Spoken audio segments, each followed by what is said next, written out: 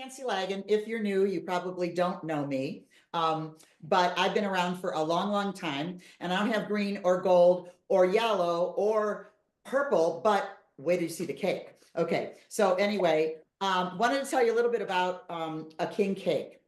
The king cake is from Mardi Gras, and on Fat Tuesday, which is the Tuesday before Ash Wednesday, you want to eat everything you can. So this cake is loaded with calories, and it's fun to make. It's an easy king cake to make, and your family will love it.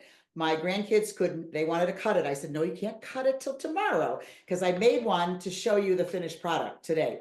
So anyway, the cake represents a Christian tradition called the Epiphany, and that's when the three kings saw baby Jesus. So what you do is you have to get a little baby. Now, I can't put this one in the cake because this is not the right kind of plastic. You have to get ceramic or you have to get fireproof plastic. So don't put a little cheap baby like these in there because it might melt all through your thing and ruin your dinner, you ruin your cake. But anyway, you bury the little baby inside the filling of this cake.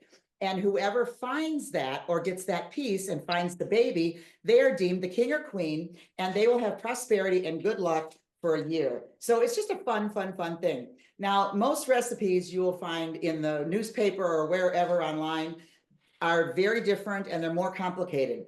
All you do with this recipe is you're going to take crescent rolls. So any kind of crescent rolls you want to buy, and you break them all apart. Okay. Now you can use a round cookie sheet, or you can use a regular cookie sheet. I made the other one this morning on a regular cookie sheet and I just made it round, but it's easier when you do it on a round. Now I have an old silicone mat from Tupperware on here, but if you have your regular cookie sheet, you can use the regular silicone mat, and then you don't have to spray it with Pam. Otherwise, you definitely want to spray it because it will stick.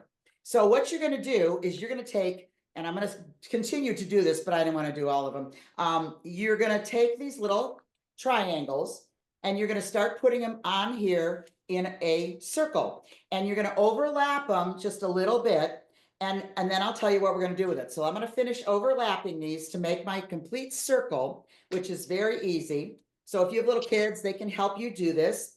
And it's really fun, and it's fun to eat. Now you always do it where the wide part of the triangle is at the outside and the little tip of it is in the inside. And that's really important.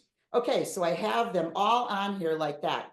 Now what I'm going to do is, you had them overlapping, I have them overlapping. So I'm going to pinch just the middle, okay? Not the end and not the tip. I'm going to pinch the middle all the way down on all of them, because we're going to put the filling right in the middle. And the filling is just amazing, delicious. Okay, let me finish doing that. Okay, so we're all done with that. So see how I push them all together. So I don't know if you can see it, but there's pushed together here, but they're open here and they're open on the outside. So now what we're going to do is we're going to make the filling. And the filling is 4 ounces of cream cheese, which I've already put in our chopper.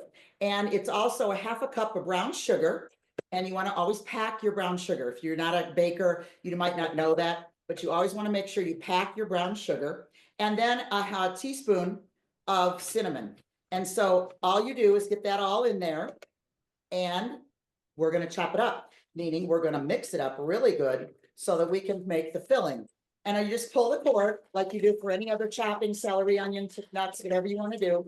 Now I'm not putting nuts in mine because my grandkids don't like nuts, but it's delicious with pecans in it. It really is. And it's all chopped. It's all ready to go. Oh yes, it really is. Okay. So I'm going to show you, I had some extra this morning, and this is what it's going to look like. And cream cheese and sugar and cinnamon, how much better can it be?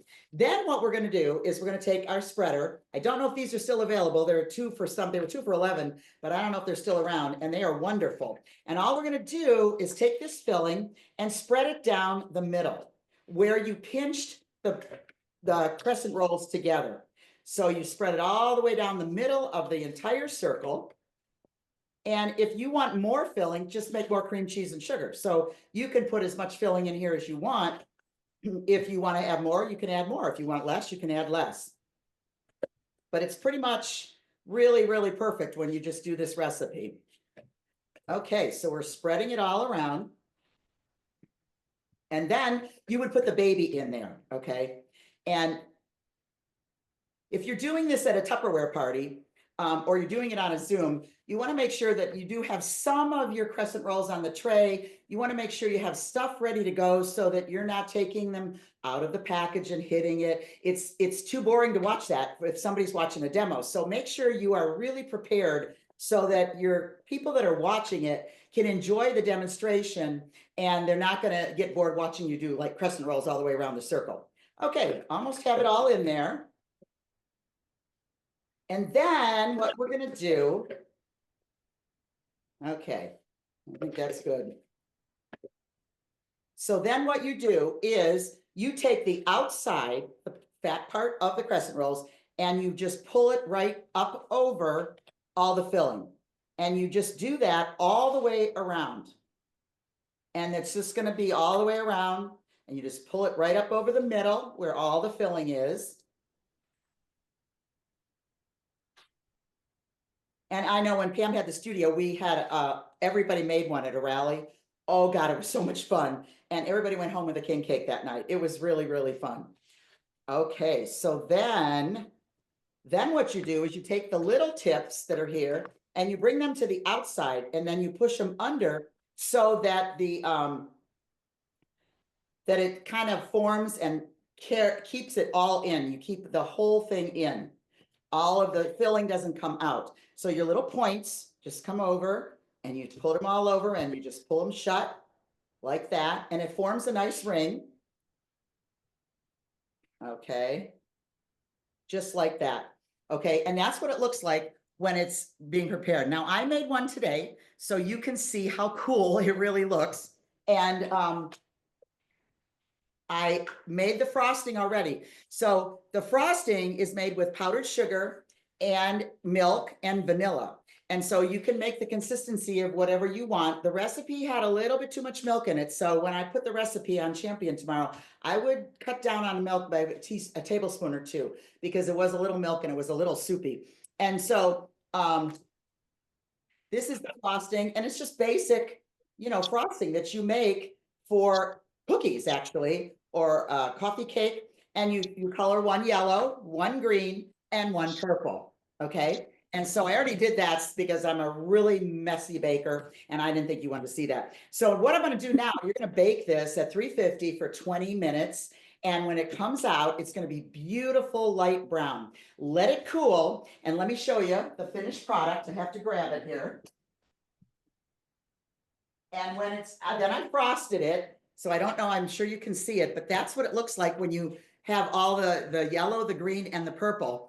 And then I'm gonna cut it and show you the middle. And it's just beautiful. Now you can put sprinkles on it if you want. You can put beads in the middle if you want. You can decorate it any way that you want to because it's your king cake. So if you make this with your kids on Fat Tuesday, I guarantee it'll be gone. So let me cut this and show you what it looks like. And there you have it.